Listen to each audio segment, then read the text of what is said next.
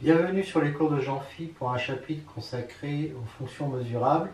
On a déjà vu les notions de tribu, d'espace mesurable, de mesure, d'espace mesuré. E1, B1, E2, B2 sont deux espaces mesurables. On dit que F, une application de E1 vers E2, est B1, B2 mesurable si, à chaque fois que X appartient à B2, F-1 de X appartient à B1, c'est-à-dire si F-1 de B2 est inclus dans B1. Je rappelle que F-1 de B2, comme B2 est une tribu, ça c'est une tribu sur E1. Exemple, la fonction f qui a x appartenant à l'A associe une constante k, donc une fonction constante, est forcément B1, B2 mesurable. Démonstration, si x appartient à B2, f-1 de x c'est l'ensemble des x appartenant à 1 tel que f de x appartient à grand x, c'est-à-dire tel que k appartient à x, ben ça fera vite si k n'appartient pas à x, E1 si k appartient à x, donc dans les deux cas, on obtient bien un élément de B1, donc f est mesurable. On suppose que B2 est engendré par E2, qui est donc inclus dans l'ensemble des parties de E2, et donc on a ça. On sait qu'alors f-1 de E2 engendre l'attribut f-1 de B2, soit petit f une application de 1 vers E2, alors f est B1, B2 mesurable, si et seulement si f-1 de x appartient à B1, quel que soit x appartenant à E2. Donc il suffit d'étudier f-1 de x pour x appartenant à E2. Donc c'est-à-dire ça. Voilà.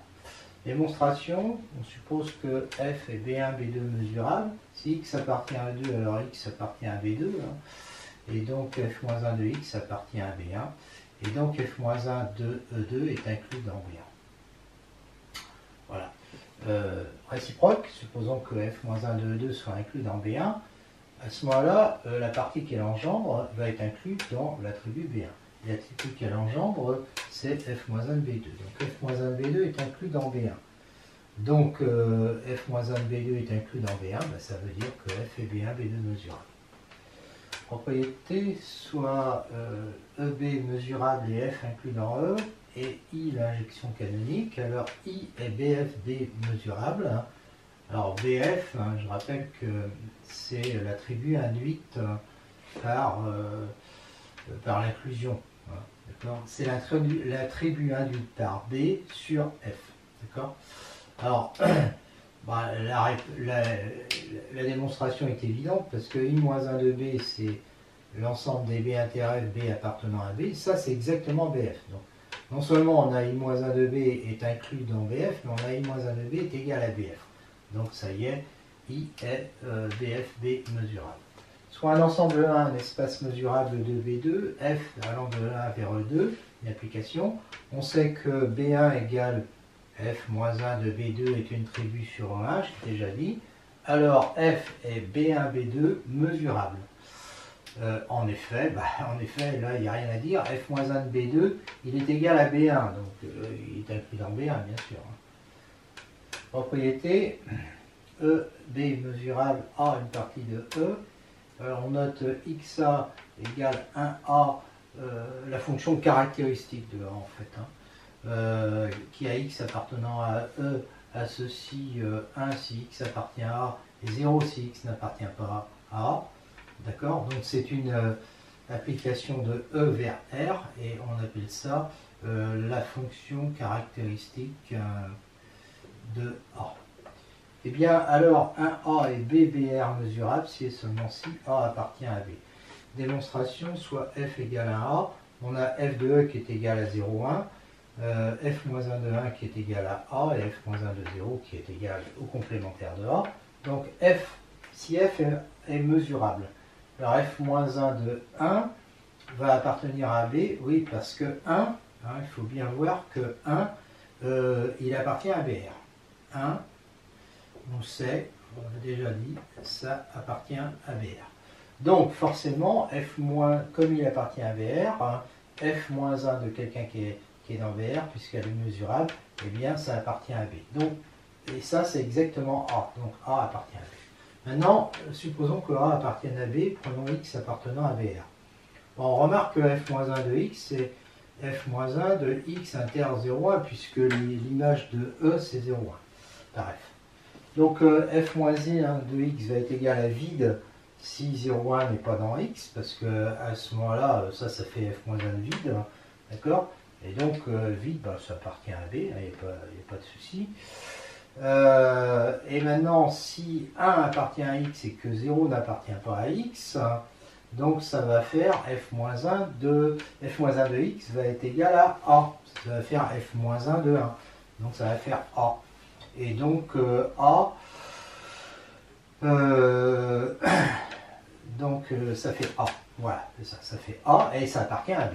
D'accord? Voilà. Et si 0 appartient à X et que 1 n'appartient pas à X, ça va faire 1. Et ça va faire 0. Donc f-1 de X va faire f-1 de 0 va être égal à A bar, qui appartient à B. f-1 de X va être égal à A bar. Donc ça appartient encore à B. Et puis enfin, si 0,1 appartient à X, bah, ça va faire f-1 de 0,1. D'accord? Et donc ça va faire E. Donc f-1 de X va être égal à E. Et E, il appartient aussi à B. Donc en fait, dans tous les cas, j'ai f-1 de X qui appartient à B, quel que soit X appartenant à BR. Donc f est B, BR, mesurable.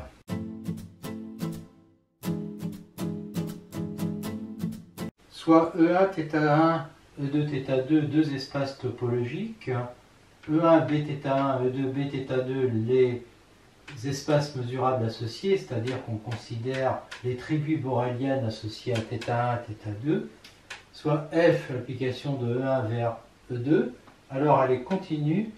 Si elle est continue, alors F est Bθ1, Bθ2 mesurable, la réciproque est fausse. Si F est continue, ben on sait que F-1 θ2 est inclus dans θ1, donc on engendre. Hein. Donc, tribu engendrée est inclus dans tribu engendrée. Bθ2, c'est la tribu engendrée par θ2, donc F-1 de θ2 engendre la tribu F-1 de Bθ2. D'accord? Donc ici, je peux remplacer ça par F-1 de Bθ2, qui est inclus, ben, l'attribut engendré par θ1, c'est Bθ1. Donc j'ai ça, donc j'ai bien une fonction mesurable contre-exemple avec cette fonction-là, c'est-à-dire la fonction caractéristique de 0,1. Elle est BR mesurable parce que A égale 0,1 appartient à BR, mais elle n'est pas continue en 0.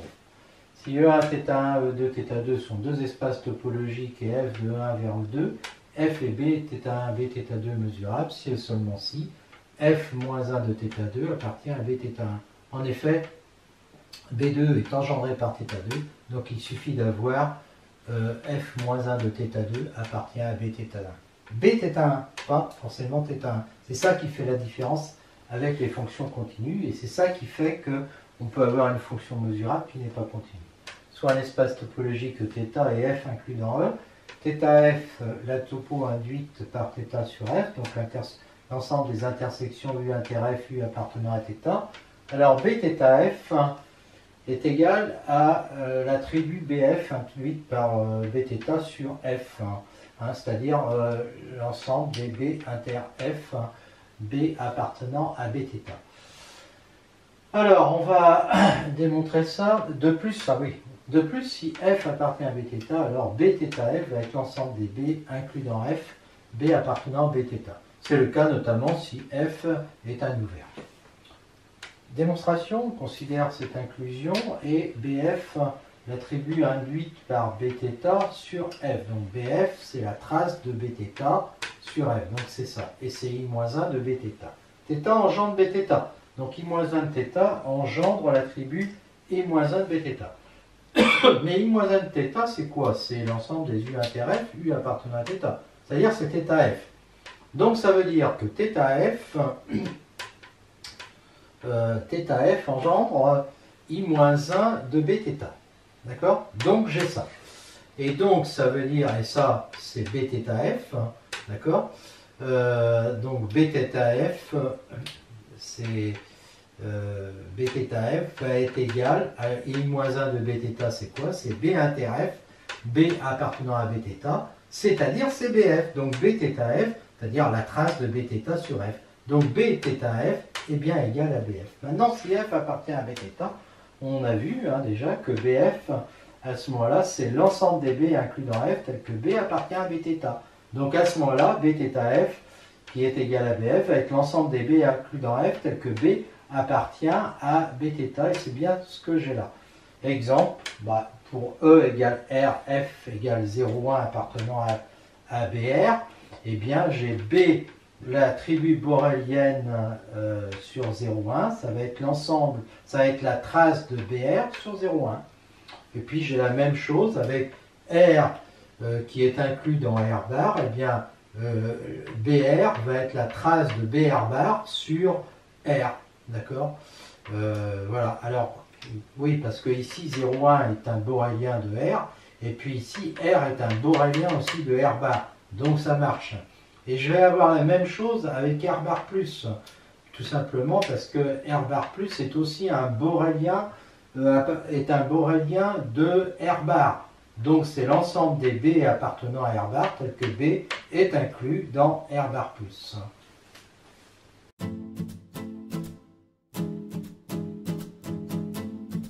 On parle un petit peu de la topologie de R bar pour rappeler de quoi il s'agit.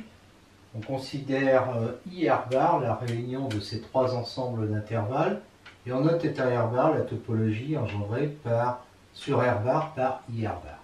C'est la plus petite topologie sur R bar qui contient I R bar, elle contient toutes les topologies contenant I R bar, et I R bar est une base de cette topologie parce que l'union des éléments de I R bar est égale à R bar, et que ces éléments sont stables par intersection. C'est le cours de topo. Tout ouvert de R est un ouvert de R bar, ce que je noterai comme ça. C'est évident parce que si dire que X appartient à U ouvert, ça équivaut à dire qu'il existe un intervalle comme ça, tel que l'on est ça. Mais cet intervalle-là, il fait partie de I R bar, d'accord? Et donc je vais avoir pour tout X appartenant à U, je vais avoir X appartenant, je vais avoir ça avec ça qui appartient à I R bar. Donc j'ai bien U qui appartient à θ R bar. D'accord? Parce que en fait, quand je parle de topologie engendrée, ça veut dire quoi? Ça veut dire que n'importe quel ouvert est une réunion d'éléments comme ça. D'accord? Donc dire que X appartient à un ouvert, c'est dire que X appartient à un I qui est inclus dans l'ouvert, où I est un élément qu'il y a là-dedans. Voilà. Rappel de topologie, si Eθ est un espace topologique et que A est une partie de E, je considère l'injection canonique, la topologie induite sur A par θ, c'est θA égale I-1 de θ égale l'ensemble des U inter A tel que U appartient à θ. Si A appartient à θ, alors θA est égal à l'ensemble des U inclus dans A, U appartenant à θ. Et si X engendre θ, on notera comme ça, alors I-1 de X engendre θ. I-1 de X, c'est l'ensemble des A inter U, U appartenant à X. Ça, je ne le redémontre pas. Là, c'est un résultat analogue à celui qu'on a avec les tribus. La topologie θR sur R est la topologie induite par θ R bar sur R. θR est la trace sur R de θ R bar. Donc cette topologie, c'est θR égale l'ensemble des U inter R, U appartient à θ R bar, égale l'ensemble des U qui sont inclus dans R, U appartenant à θ R bar. Je démontre le premier. En prenant l'injection canonique, θ R bar est engendré par I R bar, donc la trace, j'applique ce que j'ai dit avant, θ' de θ R bar sur R, c'est ça, c'est-à-dire I-1 de θ R bar. Et elle est engendrée par I-1 de I R bar. Alors I-1 de I R bar, c'est quand j'intercepte tous ces éléments-là avec R. Donc ça me fait ça, ça me fait des éléments comme ça, d'accord? Et donc ça contient IR. Et donc dans R, j'ai l'attribut, non pas l'attribut, la topologie engendrée par IR qui va être incluse dans la topologie engendrée par I-1 de IR bar. Et cette topologie, c'est θ'. Donc j'ai θR, puisque ça, la topologie engendrée par IR, c'est θR, qui est inclus dans θ'P'. D'autre part, tous ces éléments-là appartiennent à θR. Donc je peux dire que I-1 de IθR bar va être inclus dans, c'est-à-dire tout ça, ça va être inclus dans θR. Donc quand j'engendre maintenant, eh bien j'obtiens ça, parce que la partie engendrée par θR, comme θR est déjà une topologie, c'est elle-même. D'accord? Alors ça, c'est θ'. Donc θ' inclus dans θr. Et comme on avait θr inclus dans θ', il y a égalité, d'où le résultat. Enfin, pour le reste, il suffit d'appliquer ça. On remarque que R appartient à θr bar, parce que R appartient à θr qui est inclus dans θr bar. Donc, θr est égal à l'ensemble des U inclus dans R, tel que U appartient à θr bar. Caractérisation des ouvertes de R bar, soit U appartenant à θr bar, X appartenant à R bar. Si X appartient à R, dire que X appartient à U, ça équivaut à dire qu'il existe A et B réels, tel que X appartient à AB ouvert inclus dans U. Et si X égale plus l'infini, dire que plus l'infini appartient à U, ça équivaut à dire qu'il y a une inclusion comme ça. Et si X moins l'infini appartient à U, ça équivaut à dire qu'il y a une inclusion comme ça. Bon, ça je ne vais pas le démontrer, mais c'est évident. On peut choisir AB appartenant à Q parce que Q est dense dans R, d'accord? Et ici on peut choisir, si on en prend un ici un plus petit ou là un plus grand, on peut choisir petit a qui est un entier, positif ou négatif. Démonstration pour le petit a. X appartient à R, donc X appartient à U inter R qui appartient à θr, donc on a bien ça. La réciproque est évidente.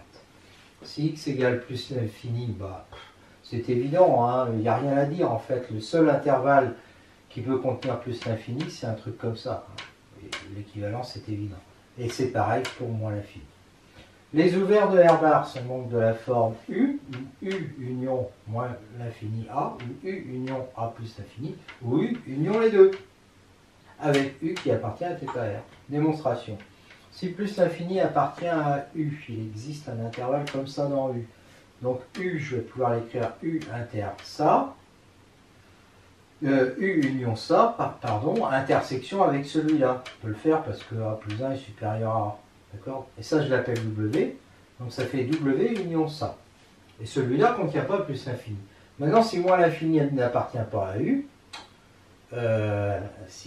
alors il n'appartient pas à W. D'accord? Et je vais avoir que W est égal à W inter R, parce que W contient ni moins l'infini ni plus l'infini. Et donc, il appartient à θr. Et dans ce cas-là, bah, j'ai terminé, c'est-à-dire que j'ai mon U qui est égal à W, d'accord, union A plus l'infini. Union A plus l'infini. Et donc, j'ai démontré ça. Alors maintenant, si en plus, moins l'infini appartient à U, alors comme il n'appartient pas à ça, il va appartenir à W, et du coup je refais la même chose avec moins l'infini. Je vais pouvoir dire qu'il y a un intervalle comme ça dans W, donc je vais pouvoir écrire W comme ça. Je vous laisse regarder de près ce que ça donne. Et ça, j'appelle ça W'. W' va être inclus dans R, parce qu'il contient ni moins l'infini, ni plus l'infini. Donc il est égal à W' inter R, il appartient à θr. Il appartient à θr, et mon U, qui était W union A plus l'infini, devient W' union ça. D'accord? Et donc, avec un W' qui appartient à θr, c'est-à-dire je suis dans ce cas-là. Alors maintenant, il y a un cas, j'ai plus de place, donc je vais dire que c'est la même chose. C'est le cas où moins l'infini appartient à U, et pas plus l'infini. Donc je refais la même chose qu'ici en disant qu'il y a un intervalle moins l'infini A, puis j'écris une réunion comme ça. Puis enfin il y a un dernier cas, c'est le cas où U ne contient ni moins l'infini ni plus l'infini. Donc à ce moment-là, U est égal à U inter R, et à ce moment-là, c'est un ouvert de grand R. Donc voilà, j'ai tout démontré. Les trois formes possibles pour un ouvert de R bar, c'est un ouvert de R, ou un ouvert du R auquel j'ajoute ça, ou un ouvert de R auquel j'ajoute ça, ou un ouvert de R auquel j'ajoute les deux. Voilà.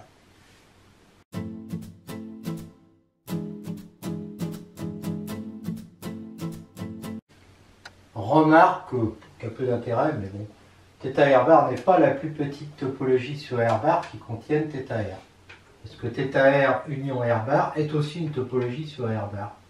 Donc la trace sur R de ça, c'est θr. C'est une topologie parce que le fait de rajouter R bar qui est très grand, hein, toutes les parties de θr sont là-dedans. Donc quand on va faire des intersections ou des réunions, de toute façon on va rester là-dedans. Voilà. Sa trace sur R et θr, c'est évident parce que les intersections avec R, ça va être les éléments de θr. Donc, remarque, si X est inclus dans R, alors X est fermé dans R, donc pour la topologie de θr, n'implique pas que F est fermé dans R bar, topologie de θr bar. En effet, si je prends cet ensemble-là, il est fermé dans R, parce que son complémentaire est un ouvert, mais par contre, dans R bar, son complémentaire, c'est ça. Et ça, c'est pas ouvert, parce que sinon, comme il y a plus infini dedans, on trouverait ça. Et donc on trouverait des nombres positifs, strictement positifs, qui seraient là-dedans. C'est-à-dire qu'ils seraient dans W, ce qui est faux. Donc ça veut dire que W n'appartient pas à θr bar et donc que F n'est pas fermé. Les boréliens de R bar, les boréliens de R bar, c'est l'attribut borélienne engendré par θr bar. Donc on la note BR bar. Alors BR est inclus dans BR bar. BR est l'ensemble des B inter R, B appartenant à BR bar. Et c'est aussi l'ensemble des B inclus dans R, B appartenant à BR bar. Et c'est la trace de BR bar sur R. Donc BR, c'est l'attribut induite par BR bar sur R. Démonstration, on prend l'inclusion canonique de R vers R bar. BR bar, est engendré par θr bar. L'attribut induite sur R par BR bar est donc engendré par l'attribut induite c'est I-1 BR bar, et on sait qu'elle est engendrée par I-1 θr bar, donc par θr, parce que les I-1 θr bar, c'est I-1 θr bar, c'est θr. Donc c'est BR. Donc BR est égal à I-1 de BR bar. D'accord? C'est-à-dire l'ensemble des B inter R, B appartenant à BR bar. De plus, comme R appartient à θr, il va appartenir à θr bar, et donc comme il appartient à θr bar, il va appartenir à BR bar, d'accord? Donc ça c'est inclus dans BR bar, et donc à ce moment-là on sait que cet ensemble-là, la trace, c'est exactement l'ensemble des B inclus dans R, tel que B appartient à θr bar. On utilise plusieurs propriétés qui ont déjà été démontrées. Soit X inclus dans R bar, alors X, dire que X appartient à BR bar, ça équivaut à dire que X inter R appartient à BR, ça équivaut à dire que X égale B ou B union plus l'infini ou B union moins l'infini ou B union plus l'infini moins l'infini, B étant dans BR. Démonstration, X appartient à BR bar implique que X inter R appartient à BR. Oui, ça on le sait, puisqu'on a démontré ça. L'ensemble des B, si je prends B appartenant à BR bar, intersection avec R, j'obtiens un élément de BR. Donc là, j'ai démontré que ça implique ça. Maintenant, ça implique ça. Alors si X inter R est égal à B appartenant à BR bar. Donc ça veut dire ça que X qui est X union R union X inter R union Y, où Y est égal à X inter plus l'infini ou moins l'infini, c'est-à-dire R bar est égal à R union plus l'infini moins l'infini. Eh bien, si Y est égal à 8, ça fait X égale B. Si Y est égal à plus l'infini, ça fait X égale B union plus l'infini. Et si Y égale moins l'infini, ça fait ça. Et si Y est égal à ça fait ça. Et donc, c'est gagné. Petit 3, alors, on remarque, donc on suppose ça, et on veut démontrer ça. Alors, on peut remarquer que plus l'infini, qui est égal à ça, appartient à BR bar. Que moins l'infini, qui est égal à ça, appartient à BR bar aussi. Donc, si B appartient à BR, B est inclus dans BR bar. Alors, B union plus l'infini, c'est deux éléments de BR bar. donc ça appartient à BR bar, ça c'est pareil. Là, on réunit plus l'infini moins l'infini, ça appartient à BR bar, avec B qui appartient à BR bar, tout appartient à BR bar, et donc X appartient à BR bar, la propriété est démontrée. Enfin, θ R bar est engendré par l'ensemble des intervalles qui sont comme ça.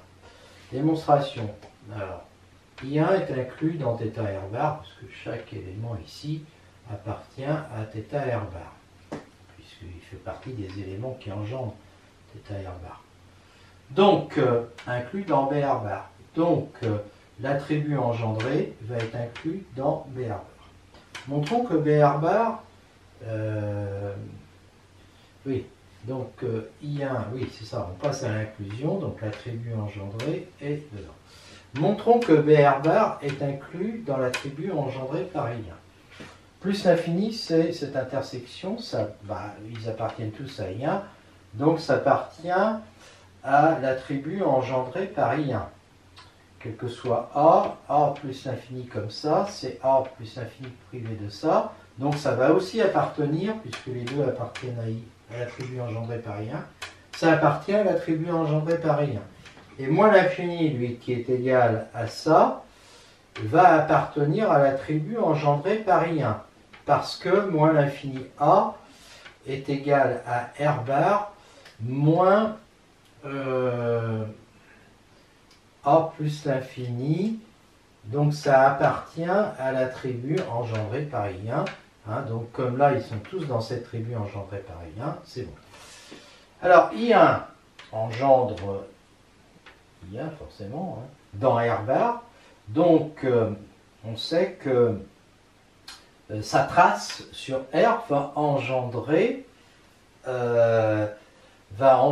la trace de celui-là sur R. Autrement dit que ça engendre l'attribut B' induit par I1 sur R. Mais ça, l'ensemble des X inter R, X appartenant à I1, c'est l'ensemble des intervalles A plus l'infini ouvert, d'accord? Et donc ça, on sait que dans R, ça engendre BR. Donc ça veut dire que BR est l'attribut induit par I1 sur R. Voilà. Alors R est égal, alors donc l'attribut induit, c'est l'ensemble des X inter R, X appartenant à l'attribut engendré par I1. D'accord? Mais R là, il est égal à R bar privé de ça, donc il appartient à l'attribut engendré par I1. Donc dans ce cas-là, on sait que B', là, ça appartient, en fait, ça appartient à I1, et quand X ça appartient à l'attribut engendré par I1, et comme X appartient à l'attribut engendré par I1, les X intérieurs appartiennent à l'attribut engendré par I1. Donc ça veut dire que BR est inclus dans l'attribut engendré par I1. Donc si je prends B appartenant à BR, eh bien, B appartient à l'attribut engendré par I1. B union plus l'infini aussi, puisque plus l'infini, il appartient à cet attribut engendré par I1. B union moins l'infini aussi, et B union les deux aussi. D'accord? Donc, en fait, les éléments de BR, ils appartiennent tous les éléments de BR bar, parce que les éléments de BR bar, hein, n'oublions pas, on sait que les éléments de BR bar, ils sont tous de cette forme. D'accord? Et là, je viens de démontrer qu'en fait, ces éléments-là, avec B qui appartiennent à BR, ils appartiennent à l'attribut engendré par I1. Donc ça veut dire que BR bar est inclus dans l'attribut engendré par I1.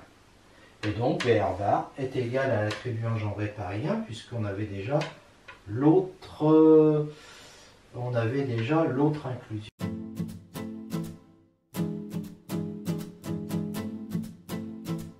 BR bar est engendré par chacun de ces ensembles d'intervalles. Démonstration pour le premier. A plus infini, c'est l'intersection de ces intervalles qui appartiennent tous à I2, donc l'intersection appartient à l'attribut engendré par I2, et donc I1 est inclus dans cette tribu, et donc l'attribut engendré par I1 est incluse dans l'attribut engendré par I2. De la même façon, ça, c'est l'intersection de ces éléments-là qui sont tous dans I1. Donc ça appartient à la tribu engendrée par I1. Et donc I2 est inclus dans cette tribu. Donc on a ça, puis ça. D'accord? Et comme la tribu engendrée par I1, c'est BR bar, ça marche pour I2. Bon, on fait le même genre de démonstration pour les deux autres. Topologie sur R bar plus. R bar plus, c'est 0 plus infini inclus dans R bar. Par définition, la topologie qu'on prend sur R bar plus, topologie θ R plus bar, ça va être la topologie induite par BR bar sur R plus bar. Donc, θ R bar plus, ça va être l'ensemble des intersections U inter R bar plus, où U appartient à θ R bar. Attention, c'est différent là des U inclus dans R bar plus, tel que U appartient à θ R bar, tout simplement parce que R bar plus n'appartient pas à θ R bar. En fait, c'est pas un ouvert R bar plus. θ R bar plus, d'ailleurs, n'est pas inclus dans θ R bar. Hein. Donc, effectivement, cet ensemble-là, c'est-à-dire R bar plus, qui appartient aux ouverts de R bar plus, évidemment, mais il n'est pas un ouvert dans R bar, parce qu'on ne peut pas mettre au 0 dans un intervalle de ce type qui serait inclus dans 0 plus l'infini. Voilà. Alors, comme θ R bar est engendré par ça, on sait que θ R bar plus va être engendré par I-1 de I R bar, et les I-1 de I R bar, ça nous donne ces intervalles-là, c'est-à-dire que ça nous fait des AB, des 0A, et puis des A plus infini, mais ça enlève le plus infini, parce que là, sur R bar, je m'étais trompé, il y avait plus infini. D'accord? Alors, pourquoi ça fait 0A? Parce que si je fais... si j'applique I-1, I-1 appliqué à ça, ben, ça fait ça, mais appliqué à ça, eh bien évidemment, comme on est dans R bar plus, on va tomber sur, pourvu que A soit positif, on va tomber sur ça. D'accord? Voilà. Donc R bar plus, la topologie est en fait engendrée par ça. C'est-à-dire que un élément X appartient à un ouvert de cette topologie, si et seulement si, il existe un ensemble comme ça, tel que X appartient à cet ensemble, inclus dans U. Voilà. Donc ça, j'ai déjà dit. Les ouverts de R bar plus, et bien justement, on en parle. U ouvert de R bar plus, X appartenant à R bar plus. Si X est un réel positif non nul, dire que X appartient à U, ça équivaut à dire qu'il existe à B, tel que l'on a ça. Si X est égal à 0, ça équivaut à dire qu'il existe A positif tel que ça. Et si X égale plus infini, ça équivaut à dire qu'il existe A positif tel que ça. Bon, 2 et 3 sont évidents parce que plus infini, on peut le mettre que dans un intervalle comme ça. Et puis le 0 que dans un intervalle comme ça. Et puis pour le 1, alors le 1, pourquoi ça implique ça? Parce que évidemment, comme X est 0, comme X est positif, il pourrait être dans un intervalle comme ça. Mais on remarque que s'il est dans un intervalle comme ça, je peux le mettre dans un intervalle comme ça, qui est de toute façon de ce type, du type annoncé, c'est-à-dire de ce type-là. D'accord? Et les réciproques à chaque fois sont évidentes. Voilà.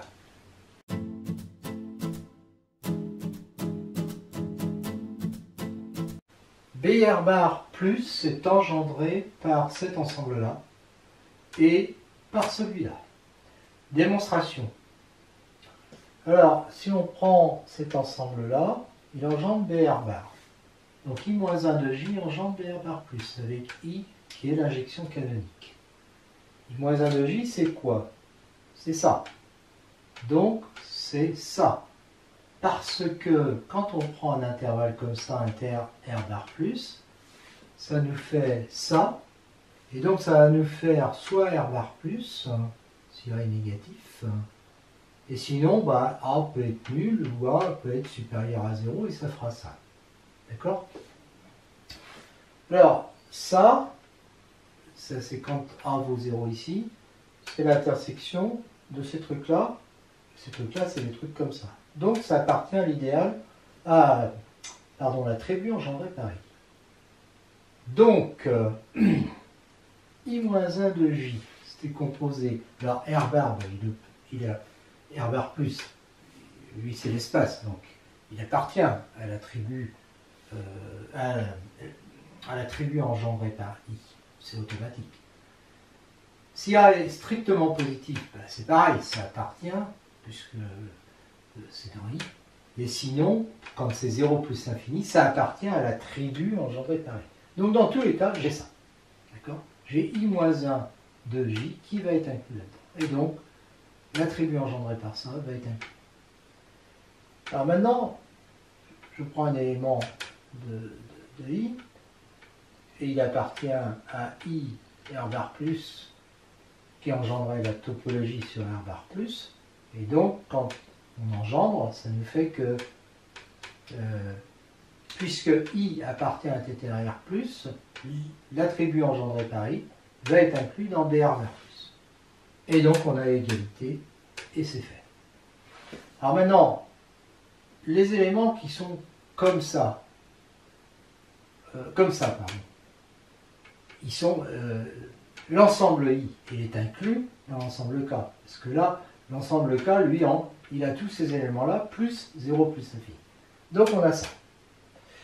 Et maintenant, si A est égal à 0 ici, 0, ça nous fait 0 plus infini. 0 plus infini, j'ai déjà fait ce truc-là. Hein. C'est comme ça.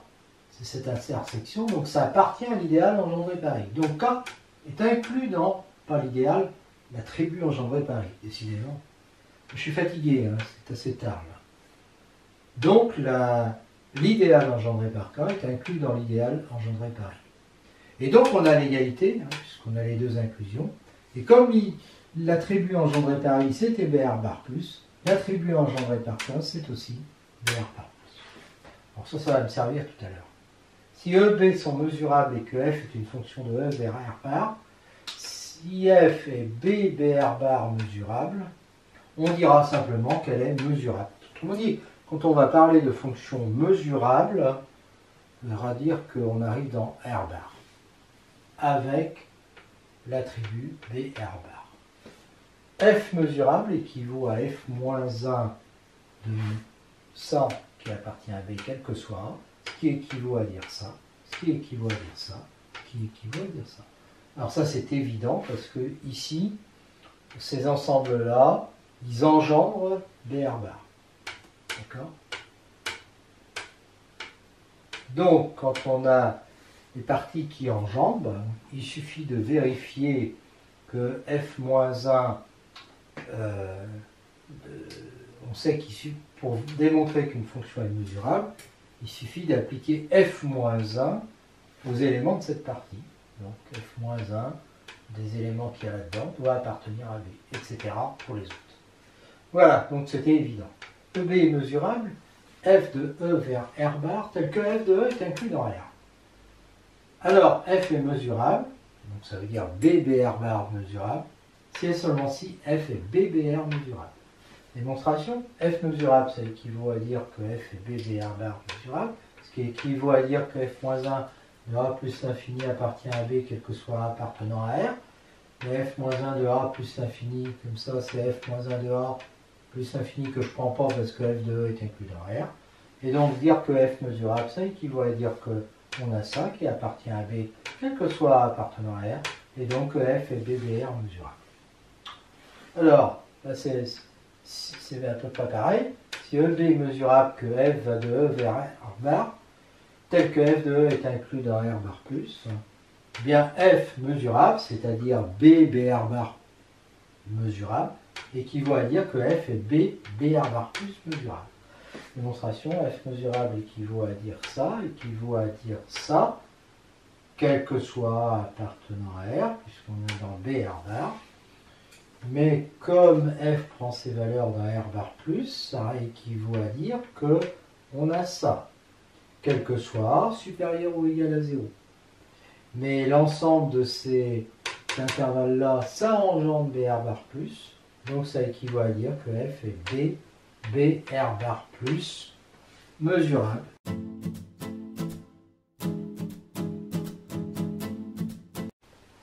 Propriété, on a trois espaces mesurables, 1B1, 2B2, 3B3, deux fonctions f de 1 vers 2, g de 2 vers 3. On suppose f, B1, B2 mesurable, g, B2, B3 mesurable. Alors g rond f, qui va de 1 vers 3 et B1, B3 mesurable. On prend B appartenant à B3 comme g mesurable. G-1 de B appartient à B2 et comme f est mesurable, f-1 de ce truc-là qui appartient à B2 appartient à B1. Quel que soit B appartenant à B3, G rond f-1 de B égale f-1 de G-1 de B appartient à B1, donc G rond f est B1, B3 mesurable. Propriété, si EB est mesurable et que f et g sont des fonctions de E vers R, soit phi égale la fonction fg qui a x appartenant à E associe f de x, g de x appartenant à R croix R. Eh bien, phi est BR2 mesurable si et seulement si f et g sont BBR mesurables. Démonstration. On suppose d'abord que phi est mesurable.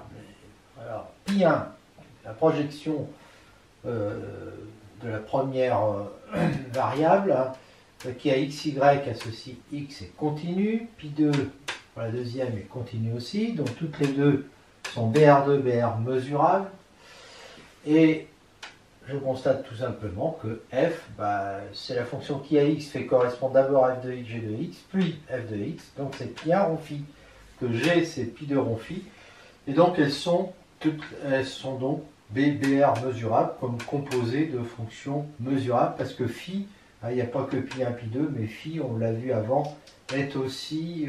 non, on suppose, oui, au départ, que phi est mesurable. Donc là, on compose des fonctions mesurables. Réciproquement, supposons que f et g soient mesurables. On considère l'ensemble delta des pavés comme ça, des rectangles ouverts, hein, donc inclus dans R2. On sait qu'il engendre BR2. Supposons que f et g soient mesurables.